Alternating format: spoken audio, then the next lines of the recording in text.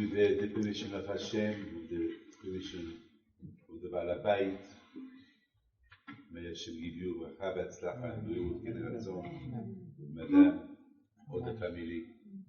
Yesterday, we've been reading the Parsha of Aaron HaKohen. The death of Aaron HaKohen. How he died. Hashem, he told Moshe Rabbeinu,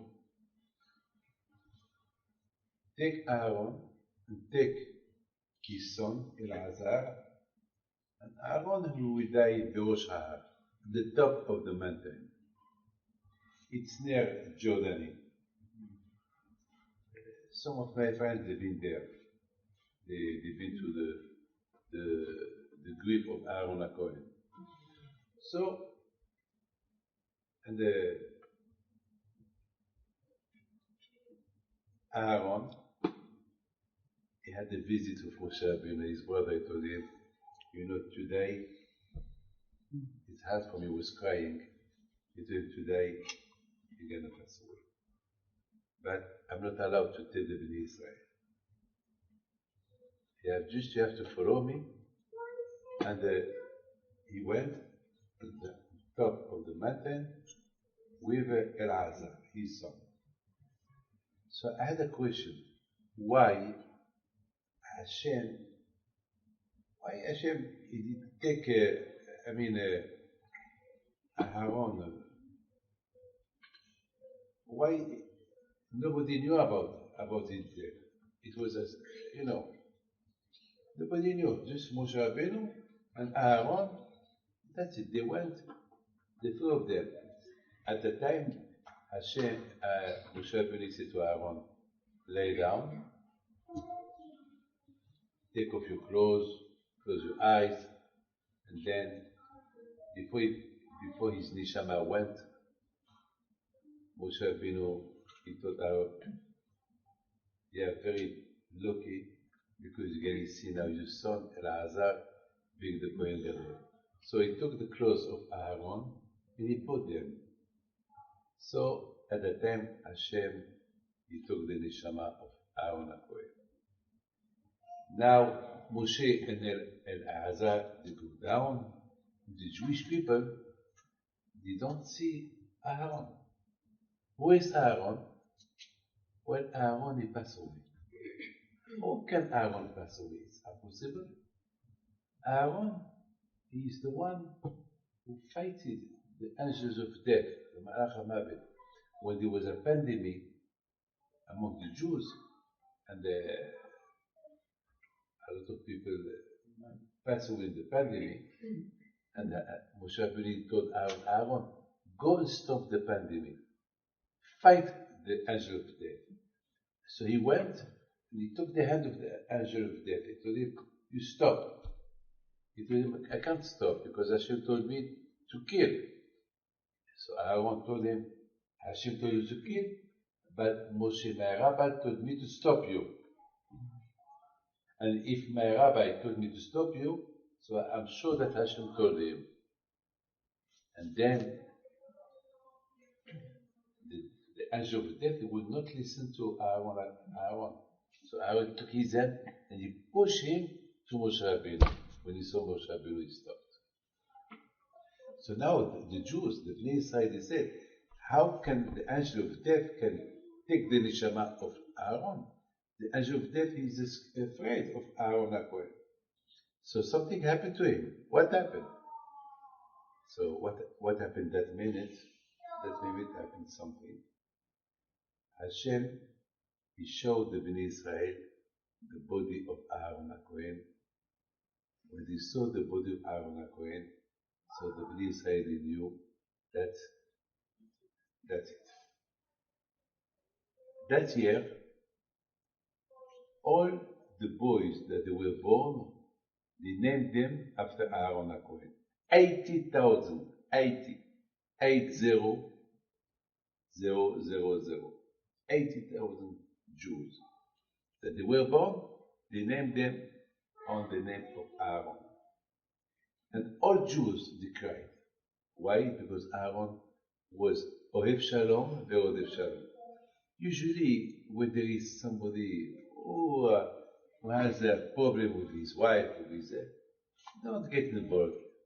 At the most, we do our effort. Uh, if we have success, okay. If we don't have success, so we will stop. Aaron HaKohen, he was Ohev Shalom, Ve'odev Shalom. He was running for Shalom. It's not only he was looking for Shalom. No, he was not satisfied just, okay, he do Shalom. If you don't want to do Shalom, he leave you. No. He will push you, he will force you, he will convince you. Rodef. There is a difference between I love something or I'm running to get it. A lot of times, I love Shalom. But if that doesn't happen, so it doesn't happen. What can I do? I did my best. Aaron HaKohen never said, I do my best. He will achieve the Shalom. He will do everything to achieve the Shalom. So, all those 80 Jews that they will be named by their parents on the name of Aaron, they have issue from the Shlom Bayit that Aaron they did to their parents. So the Shlom Bayit, and because of the Shlom Bayit, they born. So they named him Aaron. Can you imagine this? It's incredible. That was Aaron. The Midrash said all the Jews cried the death of Aaron HaKohen. Oh, Moshe Rabbeinu, not all the Jews cried, but for Aaron, why? Because Aaron HaKohen, every family had a problem and Aaron fixed it. Moshe Rabbeinu was the rabbi. Always the rabbi, not everybody like the rabbi. The rabbi, the rabbi is always, don't do that, don't do that. But Aaron, he was a man. Look, when there was a fight between Korah, we did not see Aaron in this mahloket, in this fight, this revolution between that Korah created against Moshe Rabbeinu. Always we said it was Moshe who was defending Aaron, who was talking. But where's Aaron? Aaron, he said to himself, well, maybe Korah is right. Maybe I'm not entitled to be Kohen Gadol. That means that Aaron was always was Hanav. It was like it didn't exist. Even that Korah was fighting against him, Aaron he didn't answer. He was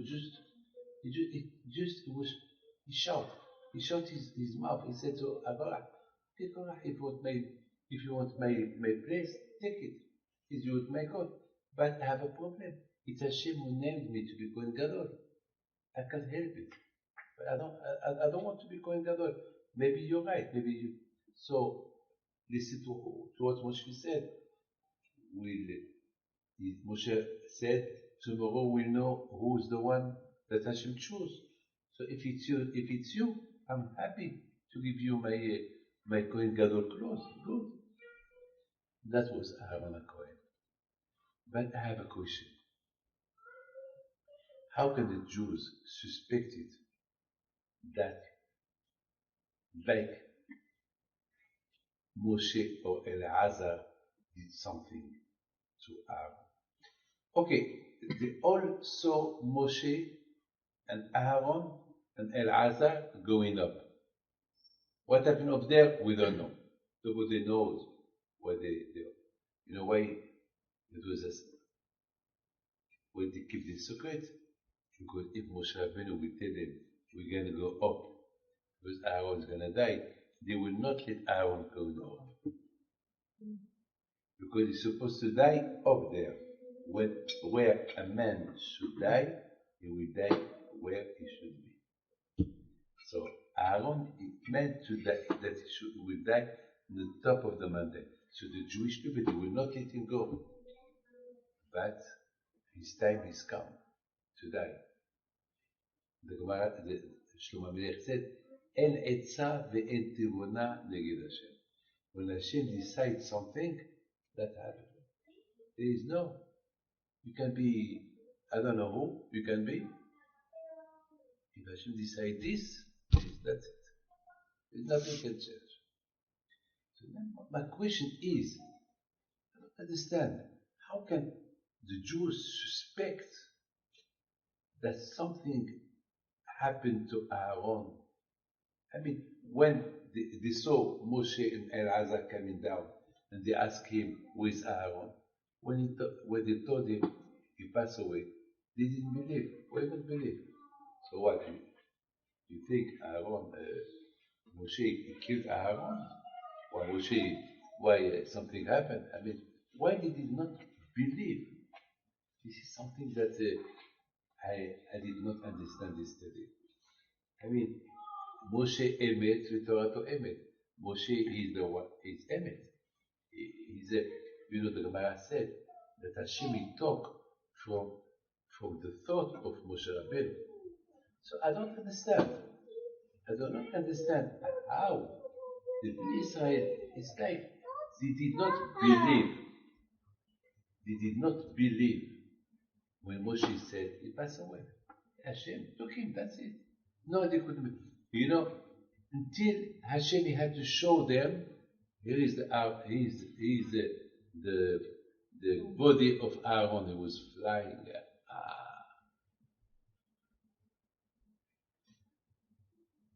My friend,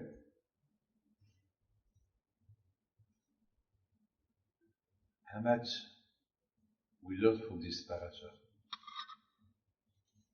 What I learned from this parasha is, as you know, the Jews, they eat the man during 40 years with the zichut of Moshe Rabbeinu. The water was given to the Jews with the zichut of Miriam. And the Anani Kavod, the cloud, the cloud, it was Bishut Aaron. What is the cloud? You know what the cloud did? The Jews, they didn't need to take their clothes to the dry cleaner. The cloud will clean them. The Jews didn't need to have a wash. The cloud washed them. It's incredible. I mean, usually if there is hot weather, you sweat. The Jews during 40 years in the desert, they did not sweat.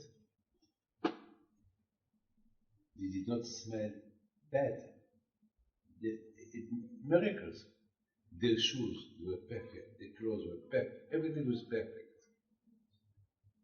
The Anani Kavod, the Jews, they will not travel in the desert. Al pi Hashem yahanu ve'al pi Hashem yisau. According to the word of Hashem, the Jews will travel, and according to the voice of Hashem, the Jews will stop. Just imagine, just look, I like to imagine. When I hear a story, I don't like to listen to a story. I imagine the story. When I talk about Rabbi Chaim Pinto, I don't just telling a story. I want to live the story, because the more you live the story, you have more emunah. The Chafetz Chaim, one day they heard him laughing. So there was a student, he heard the Chafetz Chaim laughing. So he went to see what's going on. And he saw the Chafetz Chaim was laughing, was scratching his body. What?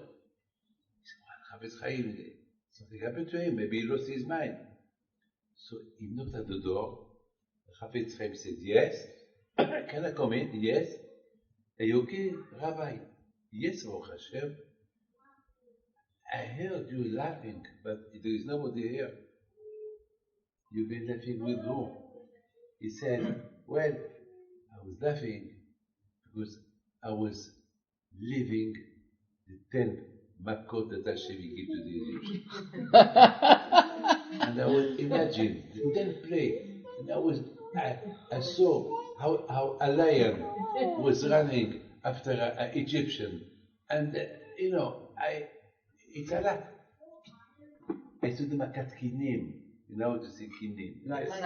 Huh? Nice. I saw the makat, the lies, their head. They were scratching their head. They were under their breath, their arms. They were. So, since I read this, maybe 20 years ago, I love to live the story. So I would like to share with you. You see this table? Just imagine we are in the desert. You have here 12 tribes. 3 tribes in the east, the west, north, and the south. In the middle, you have Shevet Levi. And in the middle, you have the Mishkan. And now, how they will travel? You see the cloud. He's surround there. He make like he surround the Jews, and then the cloud started to go up. So the Jews say, this is the time to pack up to go. And then they started packing up. The Leviim, they pack up the Mishkan with the Kohanim, and then they saw the cloud, like flying. And the cloud, they will help the Jews to pack up. Can you imagine that? The cloud, it was like a dressing room. When they build the tent, the cloud will come inside the tent to be like a dressing room. You put here, you put here, you put things. It's incredible. All this with the Zichot cloud. Now just imagine you have 13 tribes walking, and the Aaron HaKodesh, he will go before them to clean all the area. No scorpion, no snake, nothing. Like an autoroute. Like an autoroute. Straight autoroute. And then they saw the cloud stop. We have to stop. And then they saw after 1 day, 2 days, 3 days, the cloud again go up. Hashem want us to go. Al-Pi Hashem Yehanu, Al-Pi Hashem Yisrael. The Jewish people, Hashem trained them in the desert to live according to what Hashem wants. It's not according to what you want, to what I want. And the Jews were happy. Like the Orach Chaim HaKodesh said, that the Jewish people, they were happy to respect the will of Hashem. I mean, Madam, just imagine, you have children after one night that you travel all night, and now you have to rest. And you cannot rest because the cloud carry on walking. And then you are exhausted. And then the cloud stop. So you stop. And then the cloud go up, let's go again. It was not easy. But that was something that Hashem trained in Bnei Israel in the desert, that you can only do what I want.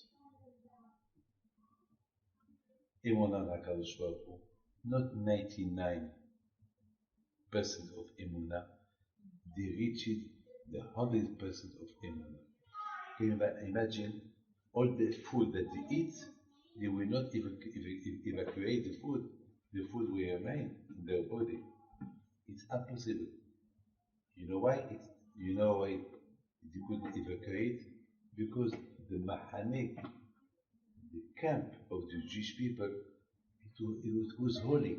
And because it was holy, it's impossible to go to the bathroom. You just imagine the synagogue next to the Sefer Torah, you put there a toilet. It's not kavod. So it was not kavod that they will have. It's a big miracle for 40 years.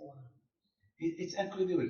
You think about this, I mean, that, I mean, that give you imuna, madam. I have to tell you something. In my life, I saw miracles in my life. So what I read in the Torah, it's not something that it give me shalom doubt or how. No, I mean I see, but who give me the imuna of what I read in the Torah? It's the miracles that I see every day by just I believe. I promise you, there's a lot of people that Sunday they stop believing they die. How should we believe? I saw people that they had corona, and the doctor said, that's it. Finito. Today, Baruch Hashem, they're alive. I mean, we saw a lot of things, Baruch Hashem. When Aaron HaKohen died, the Jewish people, they were shocked. They said, Aaron, he was Ohev Shalom ve'Odev Shalom. Aaron, he was a man of Shalom, of peace. He will run. He will do his best to bring peace. And Aaron HaKohen, he supposed the cloud were with his zichut. It's impossible for a man that he did so much good thing. Now that he passed away, there is no anonym anymore. It's impossible. It's like we said that tzaddikim b'mitatam yikel hayim. Tzaddikim after their death, they remain alive. So Aaron has a lot of credit of chesed that he did. So what happened? That he's the cloud suddenly, because the Gemara said when Aaron HaKohen died, the cloud, the seven cloud, they disappear. So the Jewish people they couldn't understand because now they are exposed with no protection. That's what the Torah said. Vayishma'a Kenani. What the Gemara said, what that means after the death of Aaron, and the Knaani heard. What he heard? With the zichut of Aaron, they had a cloud. Now, if there is no cloud, that means that the Jewish people are Rishaim. If they are Rishaim, we'll fight them. And Akash Baruch Hu, we have the Jews to win the war. So that's why they say, it's not Chas v'Chayila. They had a suspect that Moshe or El-Hazar did something, understand, something bad to Aaron. No. What he did not understand, that with the zichut of Aaron, we've been spoiled. We had the Anil Kavod. Even if he passed away, why this Anil Kavod? They went, they're supposed to stay. Because Aaron HaKohen, he cannot allow that the Anil Kavod, that they were by his zichut to protect millions of Jews, they will disappear. So that's what they did not understand. So Hashem told them, well, Aaron will pass away. And the Gemara said that was the only way that the Jewish people will give tribute to Aaron HaKohen. Because otherwise, they will never cry the death of Aaron HaKohen. My friend, sometimes there was a man that was invited in a house. The first day, it was calm. The second day, he started to become familiar with people. The third day, after 1 week, he felt comfortable. He talked, like a couple when they meet. The Khatam, the Kala, when they meet, Shidduch, they are, respect. After a few times that they meet, that's it. Aaron HaKohen, he was so familiar to the Jewish people. Ohev Shalom, Ohev Shalom. So they got used to him. So Hakadosh Baruch Hu had to shock the Bnei Israel about his death so that they can cry him, so that they can give him the real tribute, to give him the kavod that he, because Aaron was too familiar to everybody. He was laughing, he was shalom, shalom, shalom, until, when they saw that really pass away, all the 80,000 Jews that they were born by his zechut, they started to cry. So the Gemara said, Kol Israel, all the Jews, even because Aaron HaKohen, he had something to do with everyone. So everybody cried him. That's why Hashem took the Anani Kavod. He took the Anani Kavod so that the Bnei Israel can appreciate what he did for them, Aaron HaKohen. Even Miriam, when she passed away, Miriam, suddenly there was no water. There was no water. And the Jews started to scream, there is no water, there is no water. Why Hashem did that? Why Hashem did that after the death of Miriam, there is no water? Why the water will not remain? The Gemara said that the water, the seven cloud, they come back after with the zechut of Moshe Rabbeinu. But why? What is the reason? That the water after the death of Miriam, the be'er of Miriam disappeared. Why? You know why? Because nobody knows. The zechut, that with the zechut of Miriam, people had water. So now that she died, and they saw there is no be'er Miriam, now they appreciate Miriam. Miriam, thank you, thank you, thank you. A lot of tzaddikim we don't know, like Rav Chaim Kanivsky, people did not know who he was. I mean, it's not these people that they live in Bnei Brak, not far away from him. They never saw him. They never. When they saw millions of people, what, this man? A lot of times we become to know a tzaddik only after he is dead. When he's alive, people don't take no attention. But after the death of Rav Shach, Rav Shteyman, Rav Yosef, a million of people. I mean, can you imagine?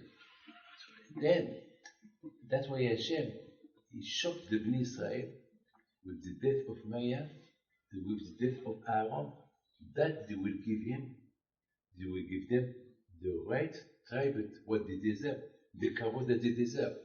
How the cloud disappeared, the Be'er Miriam disappeared.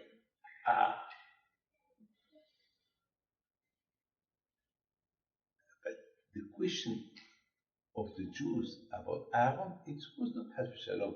He suspected Moshe that he did something bad to Aaron, or Elazar, Hashem Shalom. Moshe Rabbeinu loved Aaron, his brother. He fighted Hashem during 7 days that he don't want to be the leader of the Jews. He said, no, my brother is older than me. Why me?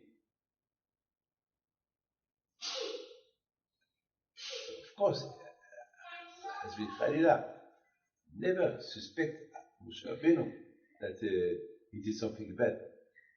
The question of the Jews is how it's possible a man who was Ohev Shalom, Ve'odev Shalom, he can die. How it's possible? It's impossible. That means for them, he did not die. So Hashem had to show them, yes, he died. He showed them Aaron. My friend, this parasha is beautiful. What I know from this parasha is how much we have to appreciate the tzaddikim that we have today.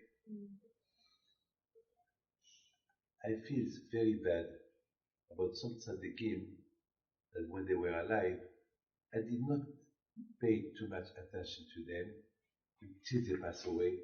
I started to regret why I didn't go to see them. Why? No, it's too late. So, Be'ezat Hashem, I wish you well. I pray to Hashem to give you bracha v'atzlacha and bריאות, פרנסה טובה. Amen. And a lot of nachat, Be'ez Hashem. Amen. And your Esther, your marriage, Be'ez Hashem. Amen. Baby, Be'ez Hashem. Amen. And Mazal Tov for the Bar Mitzvah. Amen. One for you, madam, and Mr. Popel, ברכה והצלחה. בכל העניינים. אמן. Amen. תודה רבה.